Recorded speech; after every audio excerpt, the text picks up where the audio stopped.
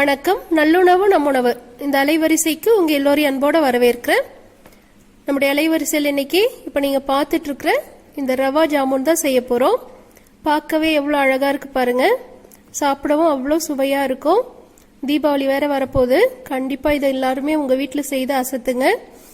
இப்ப இந்த காணொலியில போயிட்டு இது எப்படி செய்யறதுன்னு பாக்கிறதுக்கு முன்னாடி என்னுடைய அலைவரிசைக்கு நீங்க யாரோ புதியவரா இருந்தீங்கன்னா எனக்காக கொஞ்சம் கீழுள்ள சப்ஸ்கிரைப் மற்றும் மணியை மறக்காம அழுத்திருங்க. இதுக்கு தேவையான பொருட்கள் என்னன்னு முதல்ல பார்ப்போம்.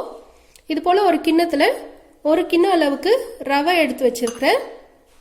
அதே கிண்ணத்தால 1 கிண்ணம் சர்க்கரை, இதே கிண்ணத்தால 3 கிண்ணம் அளவுக்கு பால் தேவைப்படும். உப்பு கொஞ்சமா, 3 தேக்கரண்டி அளவுக்கு பால் பொடி, கொஞ்சமா ஏலக்காய் பொடிச்சது, ஒரே ஒரு சிட்டிகை அளவுக்கு சோடா உப்பு, நெய் ஒரு 3 தேக்கரண்டி அளவுக்கு தேவைப்படும். இது தவிர இதை பொரிச்சு எடுக்கிறதுக்கு கொஞ்சமா எண்ணெய். முதல்ல நம்ம வச்சிருக்கிற ரவையை வறுத்து எடுத்துக்கலாம். இந்த ரவை வறுப்பட்டு நல்ல வாசம் வருது. அடுத்ததா இந்த ரவை கூடயே நம்ம எடுத்து வச்சிருக்கிற பாலை சேர்த்துக்கணும்.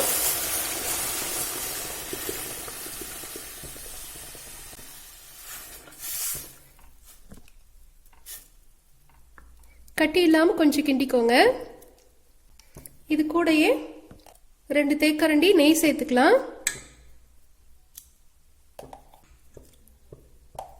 நம்ம வச்சிருக்கிற பால் பொடி,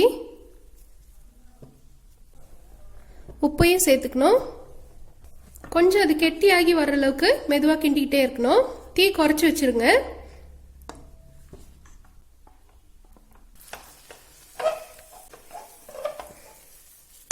இப்ப இந்த ரவை எல்லாமே ஒன்னா சேர்ந்து வருது. நல்லா சப்பாத்தி மாவு உருட்டுற மாதிரி. இப்ப இதை நிறுத்திட்டு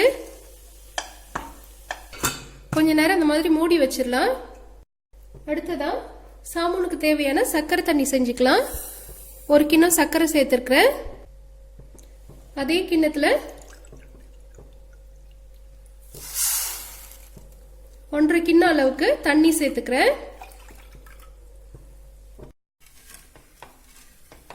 இந்த சர்க்கரை தண்ணி நல்லா ஒரு 5 நிமிடம் அளவுக்கு கொதிச்சிருக்கு. இப்போ இதை எடுத்து பாருங்க. இந்த கையில் எண்ணெய் மாதிரி பிசு பிசுன்னு இருக்கும். இந்த பதம் இருந்தாலே போதும், சாமுனுக்கு நல்லா இருக்கும். இன்னும் கொஞ்ச நேரம் விட்டோம்னா பாகு பதம் ஆயிடும், அப்புறம் ரொம்ப கெட்டி ஆயிடும். அடுப்பு நிறுத்திடலாம். ஏலக்காய் பொடியை இதுல சேர்த்துடலாம். இப்போ அடுத்ததா நம்ம கிண்டி வச்ச ரவையை பார்ப்போம். இதுல ஒரு சிட்டிகை அளவுக்கு ஆப்ப சோடா சேர்த்துக்கிறேன். கை பொறுக்கிற சூட்டில் இந்த மாவை ஒரு 5 நிமிடம் அளவுக்கு நல்லா பிசைஞ்சு எடுத்துக்கணும். இல்லைன்னா ஜாமுன் உருட்டும் போது விரிசல் விழும். இந்த சாமுன் செய்யறதுலயே இந்த மாவை நல்லா பிசைஞ்சு எடுக்கிறது தான் முக்கியமான பகுதி. அதை தவிர்த்துறாதீங்க.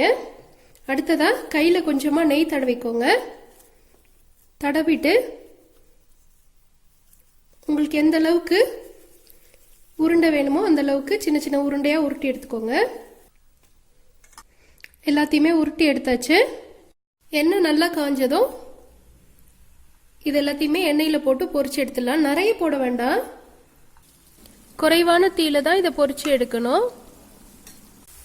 நல்லா இந்த மாதிரி செவந்து வந்ததும் எண்ணெயில இருந்து எடுத்து சூடா இருக்கும் போதே சர்க்கரை தண்ணியில போட்டுடலாம். மீதி இருக்கிறதையும் இதே மாதிரி பொரிச்சு எடுத்துக்கலாம். இந்த மாதிரி சும்மா அப்படி திருப்பி விட்டுட்டே இருங்க. அப்பதான் ஒரே நேரமா எல்லா பக்கமும் வரும்.